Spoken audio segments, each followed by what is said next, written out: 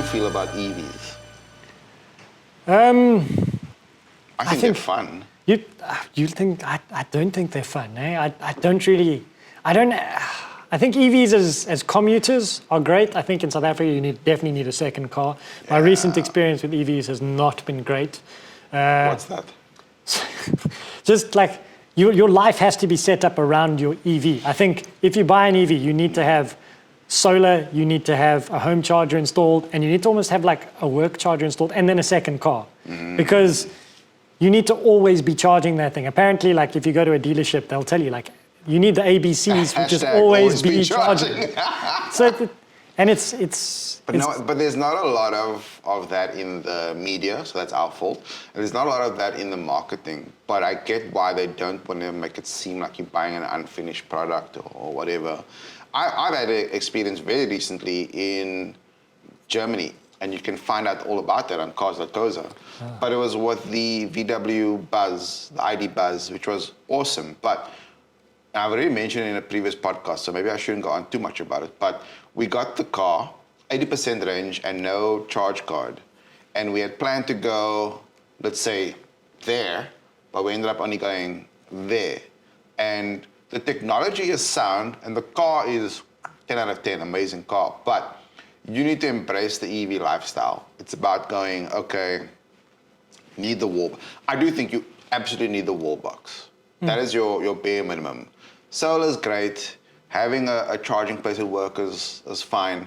But if you don't at least commit to the wall box, you're committing to a world of pain. Yeah, absolutely. No, for me, the most difficult part is that like you can't deviate from like your commute or your A to B all the time. So if you're going to work, you come back, you go to work, you come back. That's like your weekly thing. That's perfectly fine. Even if it's like 100 Ks to work and back, that's fine. Like go to work, drive back, charge overnight, full charge, go back. But it's like if you have a lifestyle where like, I need to take my bike to the shop kind of thing, like that's an extra like 30 Ks and 30 Ks back. You're always thinking about like, I don't really want to spend R6.50 to charge it, R6.50 per kilowatt to charge it. I'd rather just charge it at home on my solar.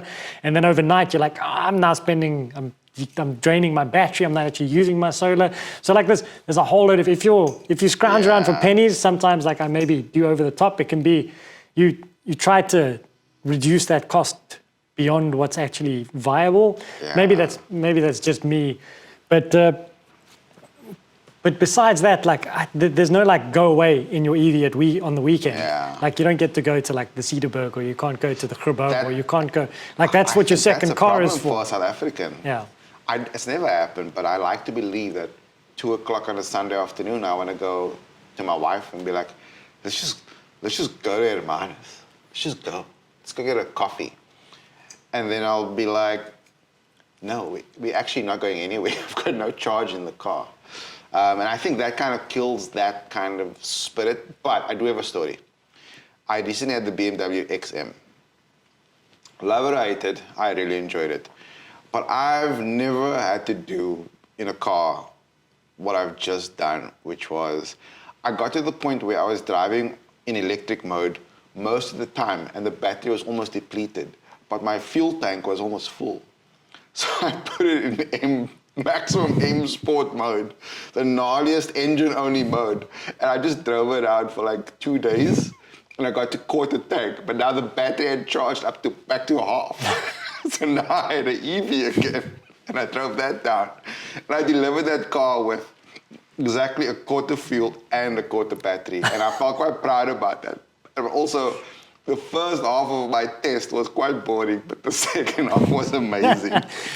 Trying to be super economical and like get recharge into the battery, and then once the battery was done, you're like, I was doing what V8 M5, let's go. I was doing what Eskom was doing, and I was turning fuel into electricity at some point, which I think is how generators work as well. I turned it into a 3.5 million generator, and I feel it's cheaper fine. than Eskom's.